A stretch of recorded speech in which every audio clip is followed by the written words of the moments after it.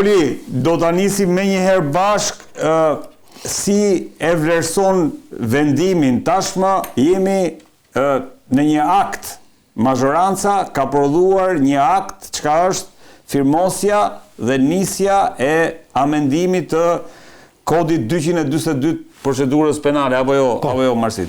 Pra, ka filluar gjëja, si e vlerëson deri tani situatën, çfarë do të prodhojë nga pikpamja e reagimit ndërkombëtar, se do të shkojmë edhe tek opozita më pas. Shiko, nga pikpamja juridike, unë s'mund të flas shumë se i ke dy më kompetent aty, sidomos përparimin, por mund të them me aq sa kam konsultuar dhe me sa kam parë që nëse kalon ky nen i procedurës kodit penal, bie me të paktën 6 raste të kushtetutës duhet ndryshuar ato, domethënë, që është një nen hapur që del zbuluar antikushtetues. Ka që nga çështja për gjykatën e lartë, për vetë pezullimin e gjykatës, antarëve të gjykatës kushtetuese që ka vetë përcaktuar, për pezullimin e antarit të Këshillit të Lartë që i kanë futur këta të drejtësisë, të avokatit të popullit, gjitha këto janë kushtetuese, por mbi të gjitha është neni numër 6 të Redi, që është neni më specifik që thot për emërimet, ushtrimin e emërimin, caktimin dhe ushtrimin e detyrës të gjithë atyre që funksioneve që para shikon kushtetuesa, që siç janë dhe ministrat apo në këtë rast apo avokati i popullit e tjerë, të cilët në momentin thuhet specifikisht neni 6, në momentin që ka thuhet indicio ose ka probleme, domethënë me integritetin e tyre si figurë, domethënë që në atë moment nuk mund ta ushtrojnë më atë detyrë. Është specifikisht neni numër 6 i kushtetueses.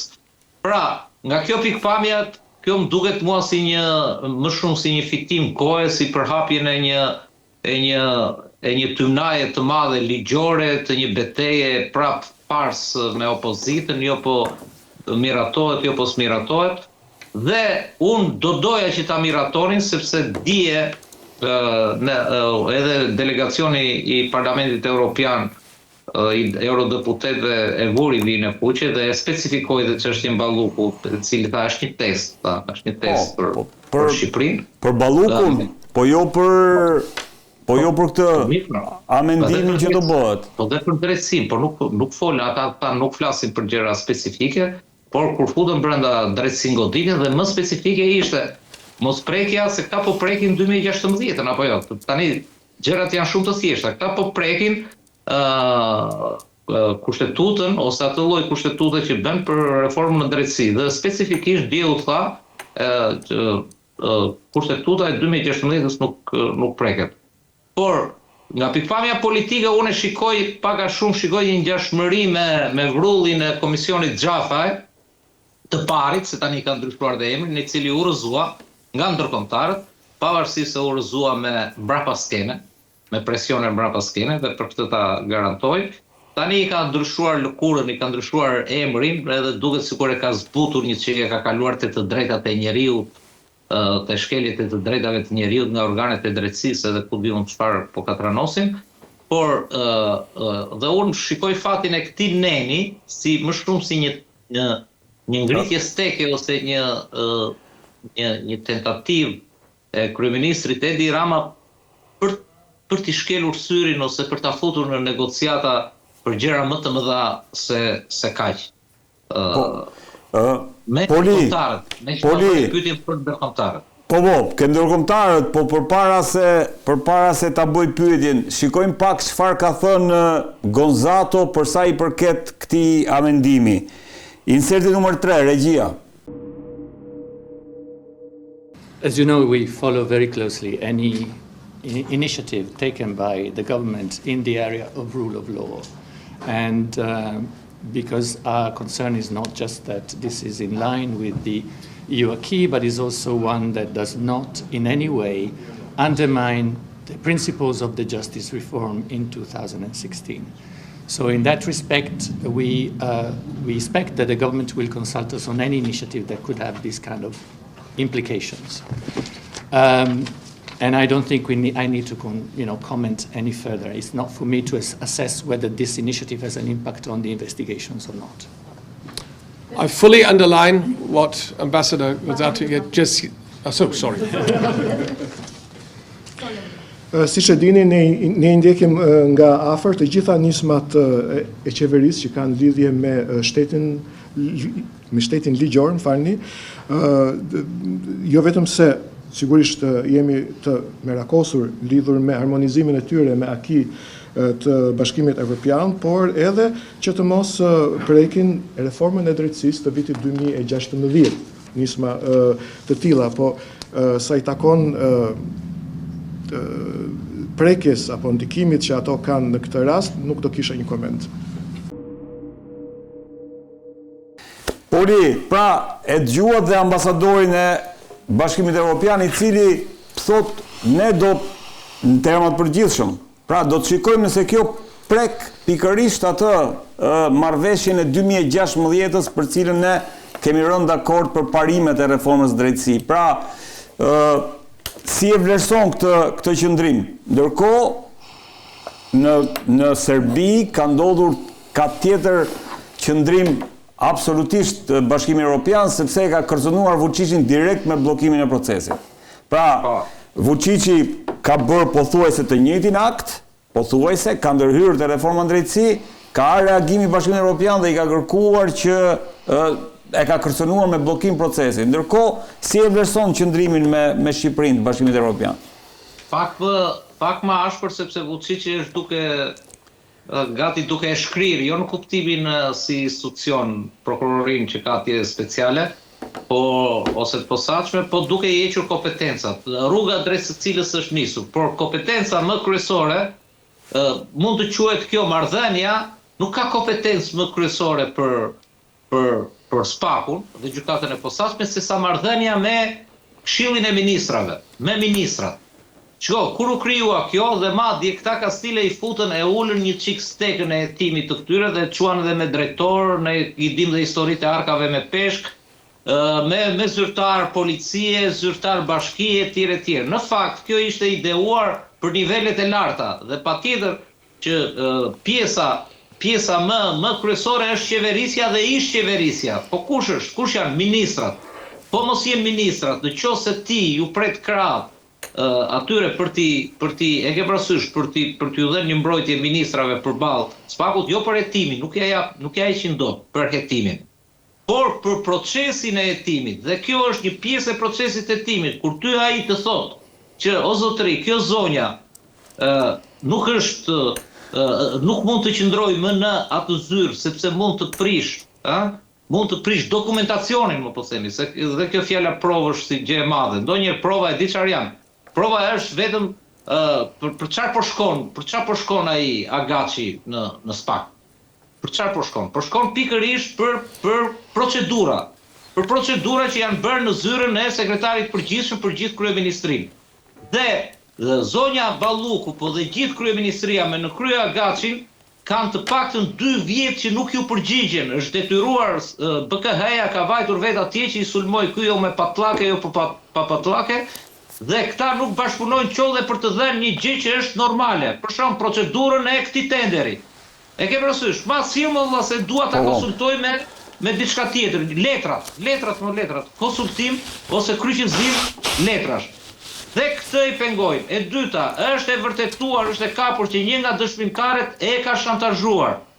E treta, është përsëritse, është ministre që i ka dalë SPAK-ut në hetim, që nuk e ka bërë vetëm në një rast, marri më të lehtën fare pa barazi në tendrat, po e ka bërë të paktën në 7-8 raste. Dhe është në vijim dhe po për aq të tjera, domethënë ne po i shikojmë që për ditë po bien rrugët e prokuruara nga kjo ministri. Kështu që në këtë kuptim është në minimalja. Tani ky kërkon ta mbrojë me ligj, të mbrojë me ligj ministrat, ju jap imunitet ministrave, nuk ka logjik, në asnjë vend të botës nuk kanë ministrat imunitet. Imunitet ka vetëm deputeti ministër për punën si deputet. Imunitet ka institucioni i ministrit. Po, nuk mund ta shkrijë SPAK-u një ministri. Por atë e ka në dorë kryeministri, të thotë unë po bëj rikonstruktim të kabinetit, bashkoj siç i ka bërë më vëlla, bashkoj 3 ministri, heq një ministri, është institucioni. Zonja Balluku kur ka lindur, nuk e di, ndoshta e di ti Redi, po kur ka lindur, nëse në certifikat në gjendje civile nuk shkruan Belinda e bia babai, Balluku lindur në kaq në aq, dhe ministre e energjetikës dhe ama kur ti pezullon një ministër ke blokuar punën e ministrisë. Jo, fare. E ke shkarkuar. Se vetëm dy veta bëjmë punën e ministrit Shqipëri. Të kujtohet rasti Caka kur ishte lufta mes Ilir Metës president dhe që nuk e dekretoi, Nuk e dekretonte ai, e delegoi. Merr delegati këtë duashti. Edhe ka ndajtur ai ministër i plot fuqishëm, ka firmosur, i ka bërë, e delegoi vet Rama. Se ka mundësi ta bëjë avokat këtë? Në kohën e Nanos, se ti e pak më i vjetër, në kohën e Nanos, Nanua ka qeverisur, i futin nëse ju kujtohet me zvendës ministra. Rasti në të fundit e ke në Belgjik para një viti, që 2 vjetresh, 3 vjetresh pa qeveri Belgjika, pa ministra. Dhe vazhdonte qeverisi se qeveriste institucioni. Jo se u shkrim ministrit, po s'kish ministra, emra. Por Ministria e Brendshme vazhdonte punën, Ministria e Ekonomisë vazhdonte punën, Ministria e Jashtme vazhdonte punën mirë e bukur. E qartë, avokat, si e shikon këtë moment? Tashmë mazhoranca ka marrë një vendim. Poli elaboroi goxha qartë, në thënë të drejtën, këtu nuk bëhet fjalë vetëm thjesht për ndryshimin e një neni. Sepse ndoshta ka ardhur momenti, sidomos me gjithë këto ndryshime që po bëhen në kodin penal, në fakt që do duhet ndryshohet edhe kodi procedurës penale. Madje, duke pas parasysh tashmë që ka kaluar më shumë se 20 vjet, po thuajse të dy kodet, ndoshta ka ardhur momenti i ndryshimeve, por është e pakuptueshme që të merremi vetëm me një nen caktuar për një hall momental. Pra ky është një hall që ne mund ta quajmë një hall ad hoc, vetëm për të. Dhe ky është problemi ose ky është qetësimi që ngrihet sot. Tani, a do duhet normalisht që nëse ti një nen i ketë specifikuara, besoj që nuk ka nevojë më as për një lloj shterimi tjetër, qoftë edhe kushtetues. Problemi është, a janë këto ndryshime që ti kërkon të bësh në këtë nen, po themi ndryshime të cilat janë në koherencë me kushtetutën, se edhe ky është një problem tjetër, i cili do lindi gjithsesi dhe besoj që do shkojmë në një kontencios kushtetues. Për të parë këto ndryshime që po bën, janë apo jo në përputhje me kushtetutën, apo është thjesht për pjesën momentale që do të zgjidhësh. Këtu nuk është problemi i funksionit, sepse e tha pak për ministrinë, po për ta bërë pak më juridik nuk është problemi i funksionit. Funksioni është aty. Këtu është problemi i emrit, i personit, i cili ka këtë funksion për momentin. 1 vit, 2 vjet, 10 vjet, nuk e di sa do ta ketë. Dhe funksioni vazhdon të jetë. Problemi më i madh është vetëm ky halli momental që është, ose mirë themi, duke përligjur, ka dërguar edhe disa emra të tjera për ndryshimin e nenit, thjesht për të përligjur që do jetë emri kryeministrit aty. As nuk do ta di fare as për ministra. Vetëm për madje si mund ta zgjidhte konkretisht një situatë tjetër, do kishte bërë ndryshimin që vetëm përveç se kodi elektoral edhe kryeministri. Avokat, ata kishte bërë edhe këtë. Por thjesht për ta përligjur dhe për qenë po themi më anglosakson sistemin ka bërë dhe këtë dhe po fusim edhe këta. Po si mund ta zgjidhte konkretisht rastin Balluku Rama në mënyrë që mos pezullohej? Jo, rastin e pezullimit. Ka një gjë. Kemi dhe Marsidi, i cili është pedagog i drejtës penale. Ka një gjë, edhe e kodit procedurës. Ka një gjë shumë të rëndësishme. Tashmë pezullimi ka rënë. Nuk ka karakter emergjent. Madje SPA ka shkuar me zëvendësimin e kësaj mase ndaluese dhe kërkon një masë sigurimi të mirëfillt që janë masë shtrënguese ose arrest në shtëpi ose arrest në burg. Ka rënë, nuk ka diçka emergjente. Jo, nëse jemi te rasti i pezullimit, se ato pretendon opozitë, ajo mazhoranca. Po të shpjegoj dhe po të them, ka rënë tashmë. Në momentin nëse lëshohet autorizimi, nuk ka më pezullim është de facto, po. E ka mbaruar, de facto mbyllur. Po ta thotë Oredi, është për Ramën, më mirë ta kishte vënë edhe kryeministri. Po, edhe kryeministri e kishim zgjidhur. Pra, për mua, madje tash se kemi problem se do na arrestojnë Shabanin apo nuk e di kush është ai i kontrollant shtetit, kjo është e pakonceptueshme se përveç se janë dy pozicione në aspektin honorifik, vetëm nëse janë në kushtet e flagrancës. Në kushtet e flagrancës kushdo arrestohet. Nuk ka lidhje fare. Ajo që mua më duket është një tentativë për rikthimin e atyre situatave juridike që kemi pasur në lidhje me imunitetin të para ndryshimit të vitit 2011. Nuk mund ta merrse as në hetim një deputet pa marrë autorizimin e Kuvendi. Pra e bën këtë gjë për thënë që shiko, edhe ata cilët kanë një pushtet caktuar, nuk mundën dot të jenë mbi ligjin, do duhet të jenë të barabartë me ligjin. Të gjithë do të jenë barabartë para ligjit. Dhe do duhet zhvishen nga ky lloj imuniteti dhe të nënshtrohen hetimit ashtu si gjithë qytetarët e tjerë. Sepse në rasti Balluku ne mund ta përkthejmë, mund ta elaborojmë, nuk e di, mund të bëjmë çfarë lloj interpretimi, ka një gjë shumë të rëndësishme. Nuk është gjykata ajo që do i japi parlamenti që do i japi masën, vlerësimin e masës do ta bëjë gjykata. Madje gjykata mund vendos rrëzimin e kërkesës së spakut. Në rastin konkret. Thjesht këtu po kërkohet që më jep autorizimin që unë të shkoj në gjykatë.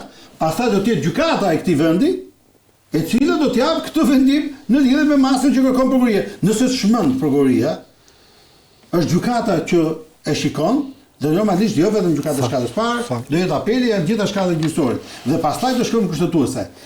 Absolutisht unë si jurist, besoj edhe marrësit, gjithë ne do donim që të kishim pasur një shterim edhe në kuptimin e interpretimit kushtetues. Po për sa kohë nuk e patëm këtë, edhe për arsye të gjithë këtyre se jashtme që ka të bëjë me numrin. Bylyk Bashin lexova që jo më kot organe janë me numra tek, sepse do të thotë që prirën që të kenë një vendimarrje pra. Dhe fakti që gjithmonë na mungon nga një tek tub gjithmonë në gjykatën kushtetuese, bën ato që probabiliteti që të kemi edhe këtë 4-4 ekziston dhe madje ka ekzistuar shpesh. Këtë amendimin Bylyk Bashi paremroi që do ta çonte gjykatë kushtetuese nëse do të ndodhte. Pra, ai do shkoj e pa diskutueshme. Ajo që duhet të them është kjo. Por ta mbyllë edhe me ato pjesën e ndërkombëtarëve, ose më themi. Jo, do t'i kthehemi aty. Okej. Arbër si e shikon? Shiko, unë kam në shpik të situatës jemi. A do të ndodh ajo që paremron kryeministri, nëse mazhoranca do ta votojë këtë, a do të bëhet kjo nesër një pengesë për integrimin e Shqipërisë në Bashkimin Evropian? Shiko, do t'i marr hapasapi. Në radhë të parë, edhe jam dakord me atë që tha edhe Çaça pak më herë, që ka ardhur kohë që të preken kodi procedurës penale, elemente të tjera që lidhen me ndoshta edhe me kushtetutën, sepse nuk ka një reformë rigjide. Ato janë një grup rregullash të cilat kur ka një situatë të re që po përballet vendi, patjetër që mund të ketë ndryshime dhe duhet të ketë ndryshime. Për mua pjesa që ka të bëjë me ndryshimet e çështjes së pezullimit, nëse do ngelet vetëm të aspekte që lidhen me pezullimin, është problem. Që do thotë, problemi kryesor që kanë njerëzit sot është pjesa e drejtësisë, nuk marrin drejtësi në kohë. Raporti më i fundit që kam lexuar IOSBE-s ishte një raport që më ra në dorë i vitit 2009. Dhe thoshe që të mbyllë një proces gjyqësor në vitin 2009, ti deshe nga 6 muaj deri në 9 muaj maksimumi në gjitha shkallët.